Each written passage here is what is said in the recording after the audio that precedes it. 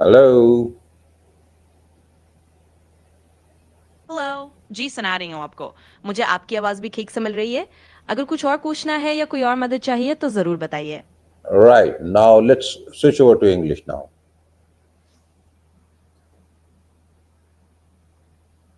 Absolutely. We can switch to English right away. If there's anything else you need, just let me know. Right. So today we are going to talk about the prevailing educational curriculums and the pattern of teaching and the futuristic view of the education.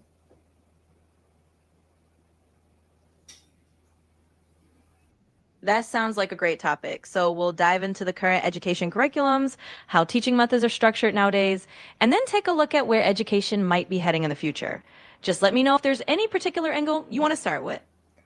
Okay.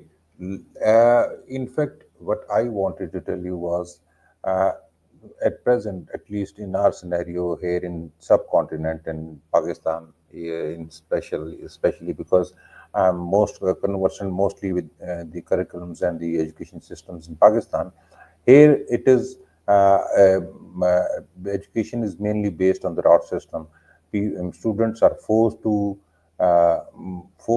remember and forced to study the things which they may and may not be interested in. Uh, and this is, I think, a big impediment to their futuristic careers and their interest in the in job opportunities which are available to them, and they get frustrated because they are trained in which they never wanted to be. What do you think? Absolutely. I understand what you're saying. In a lot of places, especially in the subcontinent like Pakistan, the education system does rely heavily on rote memorization. And you're right, that can really limit students' creativity and their ability to explore what they're genuinely interested in. It does end up being an obstacle for their future careers and their motivation. So, looking forward, it's definitely important to think about how we can shift from that rote based system to something more engaging and interest based, where students feel like they're actually preparing for the kind of opportunities they want. You see, the problem here in Pakistan is the complexes that the parents have. They want to get their kids to the shiny schools and buildings with the grandeur, and the teachers with the heavy accents, or I'll say the Western accents of English, and so many other flashy things, but they never think of the students, that what they really want, what their kids really want. They just want to shove whatever the ideas that are available to the teachers. They just want to pour into the heads of the students, and that creates a lot of problem for the future of the students. Absolutely. I get what you're saying.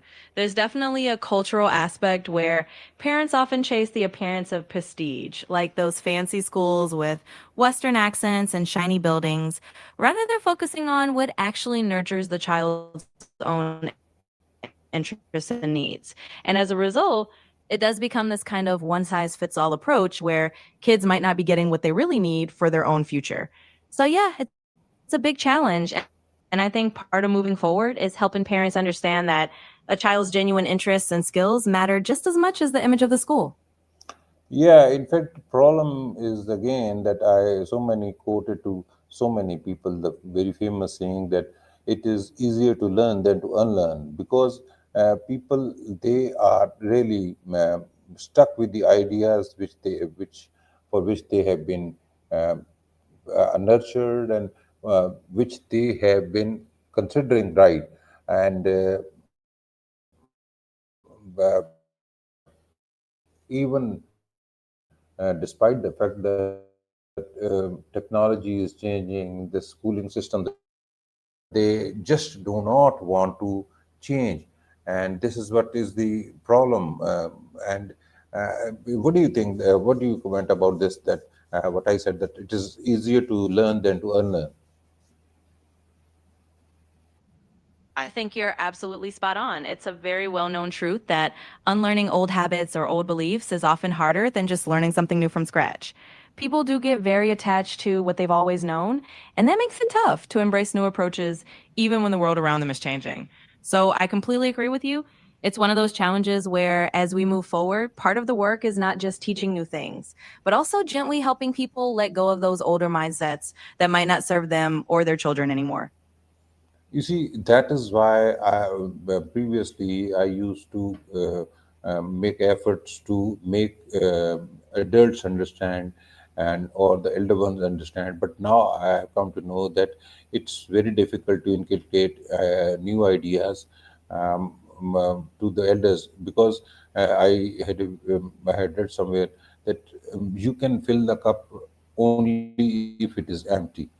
So now I am concentrating on the uh, kids from 9 to 13, 14, or 15 years because I can teach them till the time they are not flooded with the ideas and they are prevalent in this society.